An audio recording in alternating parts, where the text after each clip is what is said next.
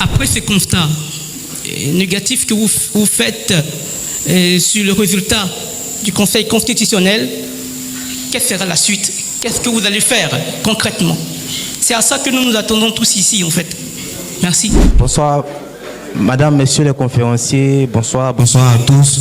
Je suis Samuel Kadio, journaliste à l'Infodrome. Alors, je vais rebondir sur la question de mon confrère. Alors, le Conseil constitutionnel a acté l'élimination du candidat Laurent Gbagbo. Face à cette exclusion, quelle sera la stratégie du PPACI pour le scrutin du 25 octobre? Boycott, appel à la mobilisation ou soutien à un autre candidat? Une alliance avec d'autres candidats de l'opposition encore en lice, s'il vous plaît. Billon, Domelo, Simone Gbagbo, Lagou, est-elle envisagée?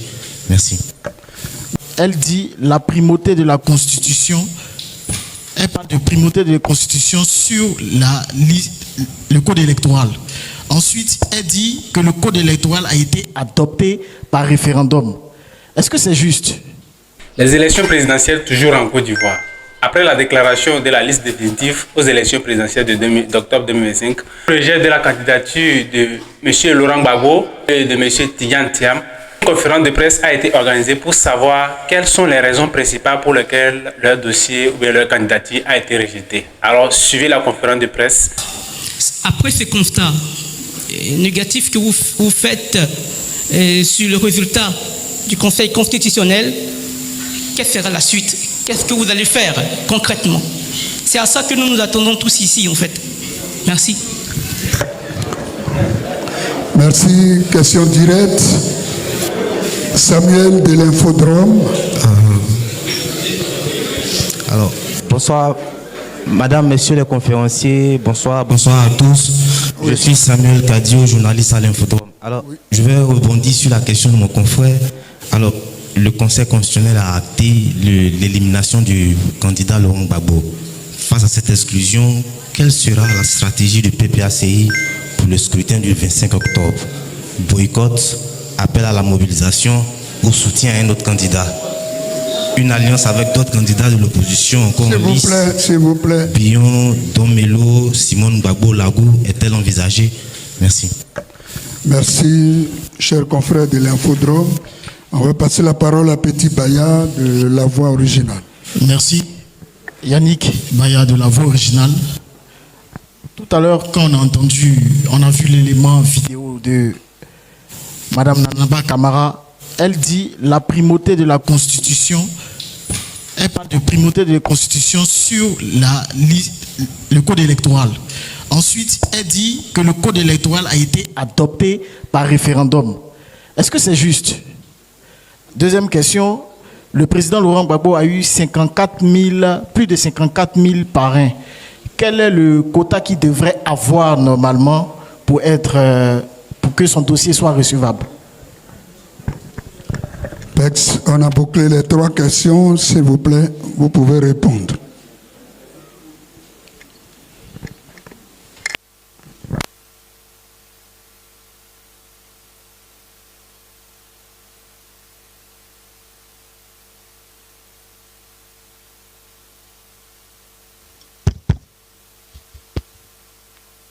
L'intelligent d'Abidjan et l'Infodrome.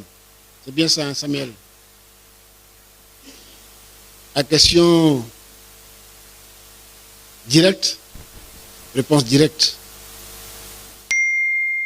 Vous avez dit, quelle est la suite? La suite est connue.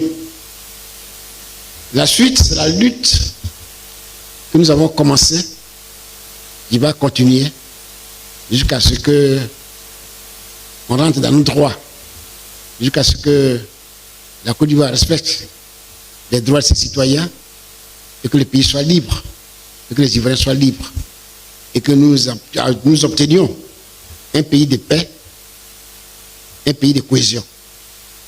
Donc la lutte que nous avons commencée depuis, vous dites que Laurent Gbagbo doit être sur la liste électorale à l'époque, mais surtout il doit être candidat à l'élection présidentielle. C'est celle-là que nous allons mener. C'est celle-là que nous allons mener. Parce qu'aujourd'hui, au jour d'aujourd'hui, les organisations internationales nous emboîtent le pas. On a donné l'exemple tout à l'heure de la Commission des droits de l'homme de l'ONU. Donc on n'est plus seul. Et c'est cela que les gens ne veulent pas respecter. J'ai dit à quelqu'un qui m'a interrogé sur ce sujet un jour, il disait que la Côte d'Ivoire a refusé d'appliquer une première décision de ce genre, qui avait été prise par la Cour internationale, la Cour africaine des droits de l'homme.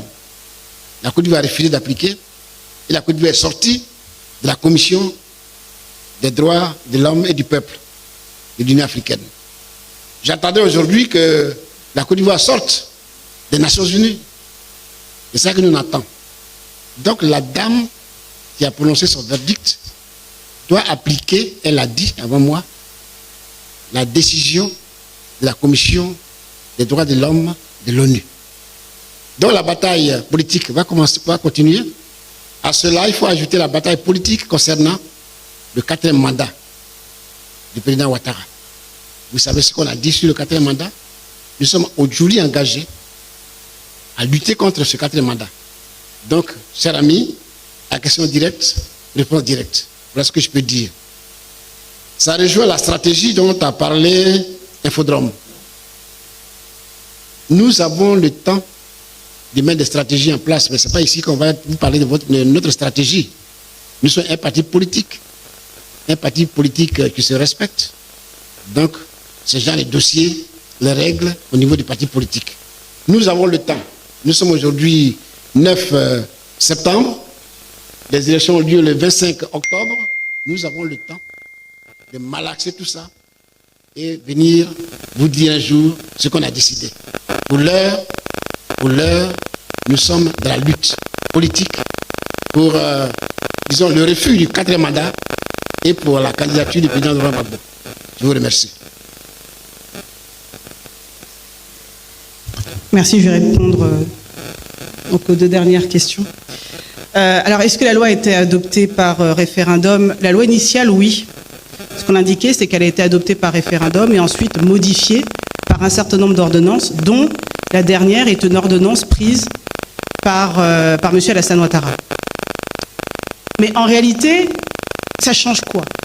Puisque quand on lit l'article 51, et je vais vous en faire lecture, l'alinéa qu'elle a visé, il dit ceci: les conditions du recours au référendum ainsi que les modalités de l'élection du président de la République et des membres du Parlement sont déterminées par la Constitution et précisées par une loi organique. Je dis et je répète que le code électoral n'est pas une loi organique. C'est pas une loi organique. Et je dis et je répète, quand on lit la Constitution, les modalités de l'élection du président de la République, ce ne sont pas les conditions de l'élection à la présidence de la République. Ce sont 2 choses différentes. Donc, clairement, je veux bien qu'on vise l'article 51, mais il ne faut pas faire dire à l'article 51 ce qu'il ne dit pas. En aucun cas, l'article 51 ne permet à quiconque de rajouter des conditions à celles fixées par la Constitution. En ce qui concerne le quota qu'il devait avoir pour remplir les conditions, ce sont les conditions fixées par le code électoral, et qui sont assez claires. On demande 1% dans au moins la moitié des régions et des districts du pays. Voilà, 1% dans au moins la moitié des régions et des districts du pays. Tout à l'heure, je vous ai dit, si on essaie de schématiser, à partir du moment où on doit avoir un corps électoral national d'environ 8 400 et quelques mille électeurs, 1%, on doit tourner aux alentours de 84 000, 85 000. La moitié, on tourne aux alentours de 43 000, 45 000, allons-y, 45 000. Ça, c'est si on fait une application globale. Bon. Mais eux-mêmes, sur les 45 000, si on doit faire cette lecture-là, le président aurait obtenu, selon eux, parce que nous estimons que ce chiffre a été revu au rabais pour les besoins de la cause, mais eux-mêmes reconnaissent à minima 54 977. Bon. Mais ce qu'on dit, et ça, je vous invite vraiment vous-même à le vérifier, c'est qu'à partir du moment où elle estime que le président Laurent Gbagbo aurait dû atteindre 75 003 parrainages, elle a appliqué au président Laurent Gbagbo une condition qu'elle n'a pas appliquée aux autres. Mais elle a appliqué au président Laurent Gbagbo une condition non prévue par le code électoral. Ça, c'est clair. Enfin, je veux dire, 75 000, vous allez voir, hein, on va vous communiquer la liste des 27 régions. Qu'est-ce qu'ils ont fait? Ils ont pris la liste des 27 régions où le président Laurent Gbagbo a été parrainé. Ils ont pris la liste, ils ont additionné, ils ont défalqué, comme ça. Non. Ils ont défalqué de tout plus de 60 000 électeurs. Voilà, bim, on nous enlève plus de 60 000 électeurs. Plus de 60 000 parrains, excusez-moi. Et puis ils disent, bon voilà, vous avez que 54 000, or vous devez atteindre 75 000. Mais jamais, enfin, je veux dire, c'est pas ça, c'est pas comme ça qu'on fait. Quand on demande 1% de l'électorat local, mais dites-nous dans quelle région, dans laquelle des 27 régions, le président Laurent Gbagbo n'a pas atteint les 1%. Là, ça aurait eu du sens. Mais on ne nous dit pas dans quelle région. On nous dit qu'il aurait dû obtenir 75 000, il n'a pas obtenu 75 000, donc on invalide sa candidature. C'est anticonstitutionnel, c'est illégal, ce n'est pas normal, et c'est une rupture manifeste d'égalité des droits des candidats, puisqu'on a appliqué au candidat Laurent Gbagbo des conditions différentes à celles des autres candidats. Ça, c'est factuel, et vous pouvez le vérifier. C'est factuel. Elle a dit de sa bouche, c'est pas moi qui lui fais dire, elle a dit de sa bouche devant les télés du monde entier. 75 000, d'où elle tient ce chiffre? D'où elle tient ce chiffre? Et je vous le dis, on le sait. Elle s'est limitée à additionner 1% des 27 régions. Et elle dit, voilà ce que tu aurais dû faire. Non, pourquoi? Nous avons été au-delà. La loi nous prévoyait 17. Le président a été jusqu'à 27 régions. Mais la loi, elle, ne prévoyait que 17. Pourquoi nous dire non, si tu n'atteins pas les 75 000, j'invalide ta candidature? On a essayé de l'humilier, c'est tout. Ils ont essayé d'humilier le président Laurent Gbagbo. Ça ne répondait à rien d'un point de vue légal. À rien. Et c'est une rupture manifeste d'égalité. Donc voilà ce que je pouvais vous dire. Dis-moi. Dans cette tentative d'humiliation concernant le parrainage, ils nous ont volé 8 443 parrains qu'on ne retrouve pas. J'explique. Quand on est allé déposer des dossiers, nous avons comptabilisé 124 081 parrains au total. Si je fais mon petit calcul, sauf erreur ou omission de ma part, 60 661 invalidés, plus de 54 977 validés. Qu'est-ce qu'elle dit? Elle dit que ça fait à peu près 115 638. Si tu retires 115 638 de 124 081, il reste 8 443 que nous sommes en train de chercher. Voyez-vous, des manipulations qu'on n'arrive pas à maîtriser. Ça prouve une fois encore qu'il y a quelque chose. C'est pour cela que je suis totalement d'accord avec ce qu'elle a dit, que le code électoral nous demande d'avoir 17 districts et régions comme parrain. Si on les a, c'est fini. Donc on prend région par région et on nous dit voilà ce que le président Gbagbo a obtenu, voilà ce qu'il n'a pas obtenu. Et on nous donne 48 heures pour compléter éventuellement si on avait des problèmes. Mais partout où on est passé, on avait un gap important en prévision de ce qu'ils allaient faire. Et comme ils ont senti qu'on était prêts, ils ont donc fabriqué ces méthodes de calcul auxquelles nous assistons. Chers amis, c'est ce que je voulais ajouter. Si je peux rajouter quelque chose par rapport à ce qui vient d'être dit. Bon, on va voir le caractère complètement approximatif, pour ne pas dire précipité, de ce qui a été fait dans le cadre de la motivation de la décision contre le président Laurent Gbagbo. C'est que, et vous pourrez regarder en revoyant en écoutant la présidente du Conseil constitutionnel le dire, mais elle a défalqué, enfin ils ont retiré 60 661 parrains, d'accord, mais encore une fois sans nous fournir des éléments, parce que finalement ce qui nous est demandé c'est de les croire sur parole.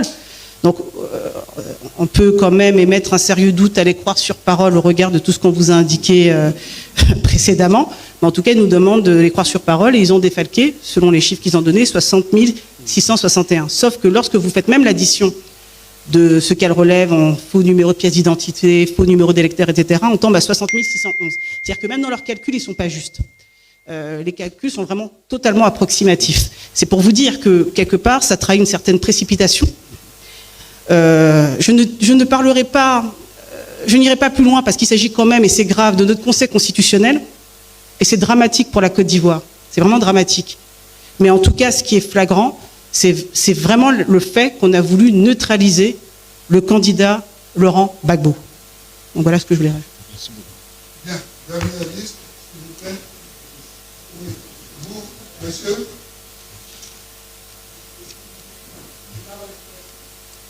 Comment? L'Inter, oui. Bon, comme vous êtes seul, vous pouvez la poser en même temps. Vous avancez, s'il vous plaît. Voilà, vous dites votre nom, vous posez votre question. Bonsoir, Eddy Bibi, journal L'Inter. Le président Laurent Gbagbo, lors d'une sortie publique, a dit que le PPACI ira aux élections. Malheureusement, sa candidature n'a pas été retenue par le Conseil constitutionnel.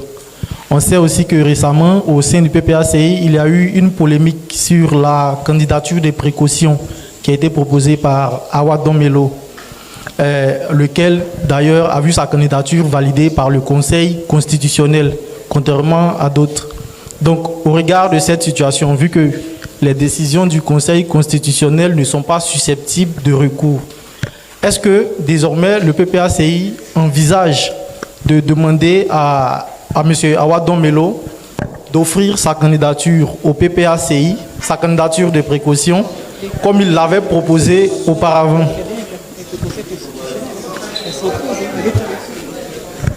Si tu veux, je le dis, mais...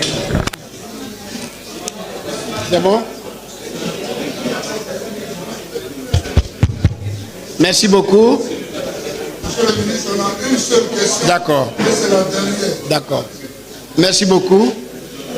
Je voulais dire à notre camarade, enfin aux journalistes, que la décision de la Commission des droits de l'homme de l'ONU s'impose à la Côte d'Ivoire. Elle n'a rien à voir avec le Conseil constitutionnel. Elle s'impose à la Côte d'Ivoire. On l'exécute ou on ne l'exécute pas. C'est pour ça que je vous ai dit tout à l'heure qu'il était de bonne loi que la Côte d'Ivoire se retire de l'ONU pour ne pas appliquer cela. Comme elle s'est retirée de la Commission des droits de l'homme et du peuple de l'Union africaine. Comme c'est africain là, on s'est retiré tranquillement. C'est ici qu'on les attend. Qu'ils se retirent, et puis comment on est tranquille, ils ne vont pas appliquer la décision. Mais elle s'impose à la Côte d'Ivoire. Donc l'histoire des candidats ou pas candidats. C'est pour ça que je vous ai dit que la lutte politique continue. La lutte politique continue. Parce que nous, on est candidats pour les élections de 2025 octobre. C'est ce qu'on a bien de dire. Il faut que ça soit clair. Alors, il n'y a pas de question là-bas. Alors, ne le pas dans tous les sens dans un débat. Aujourd'hui, nous sommes venus vous parler de ce que le Conseil constitutionnel a fait à Gbagbo. Il n'y a pas d'autres questions. Si ce n'est pas ça, ce n'est pas la peine de nous poser d'autres questions. OK? Voilà. Non, c'est bon, je pense que ça a été très clair. Oui, monsieur, est-ce que vous êtes journaliste? Non, il n'y a pas de... Vous êtes journaliste? Comment? Avancez, s'il vous plaît. Avancez. Si vous êtes journaliste... Vous avez demandé une conférence de presse, un journaliste il est bien journaliste. Merci beaucoup.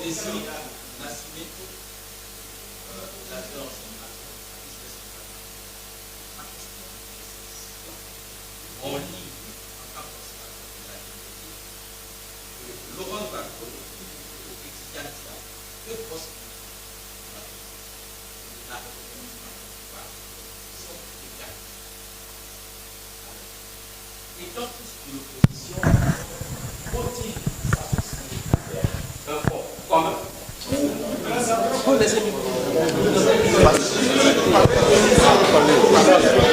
Laissez-le parler. Où iront-ils en rang dispersé? Vu que, au final, les raisons pour lesquelles ces deux partis sont écartés de la course présidentielle ne sont pas les mêmes raisons. Merci. Merci, cher confrère.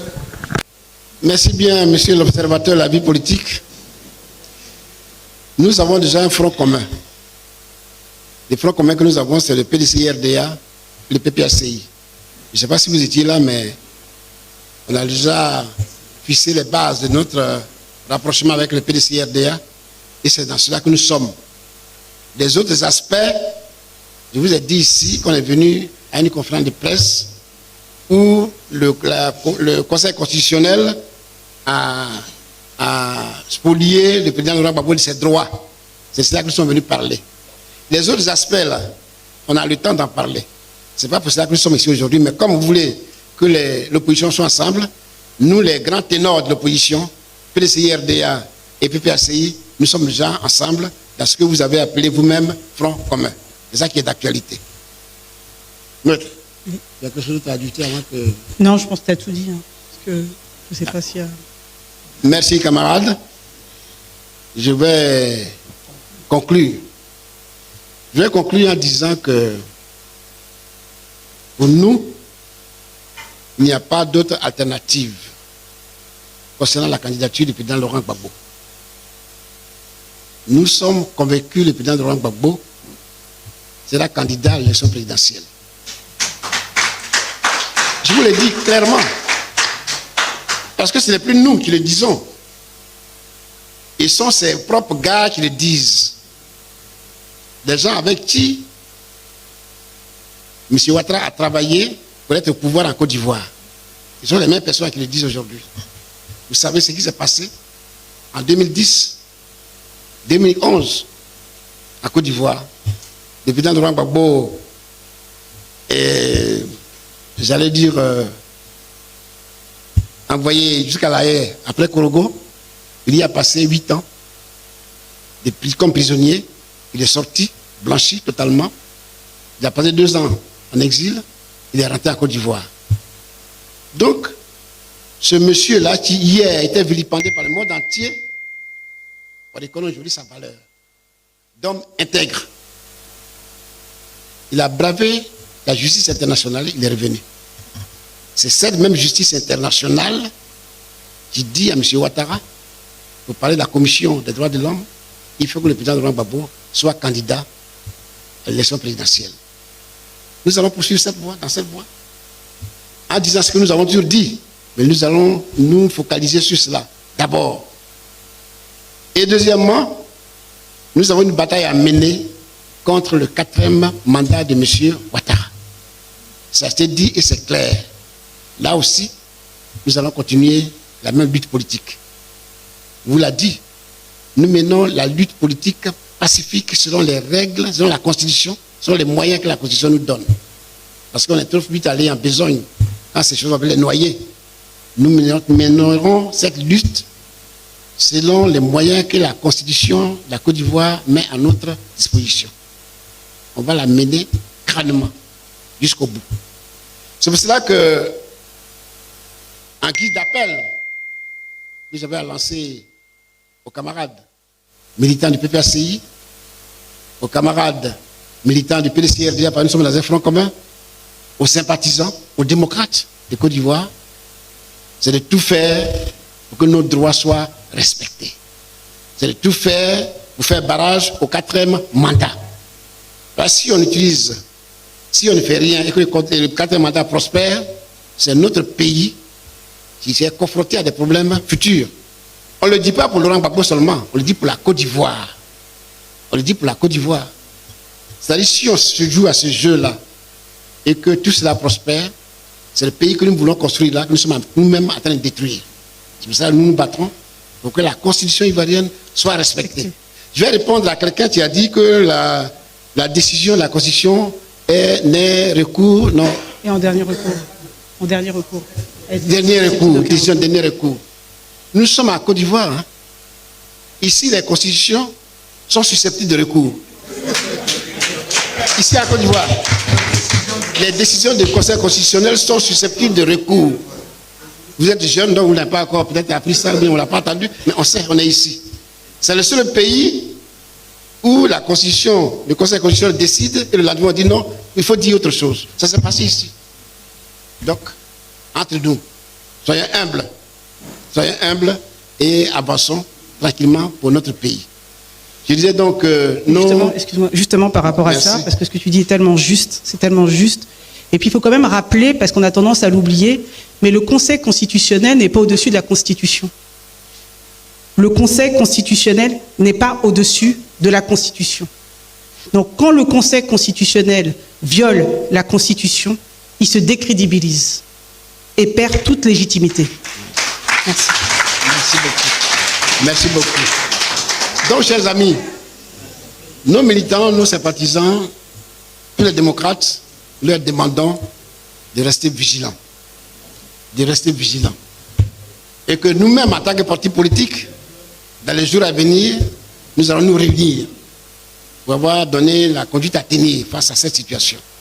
Aujourd'hui, nous sommes venus pour parler de la situation, disons, de la décision du Conseil constitutionnel vis-à-vis de notre candidat. Pour le reste, faites confiance au parti. Nous sommes en train de travailler.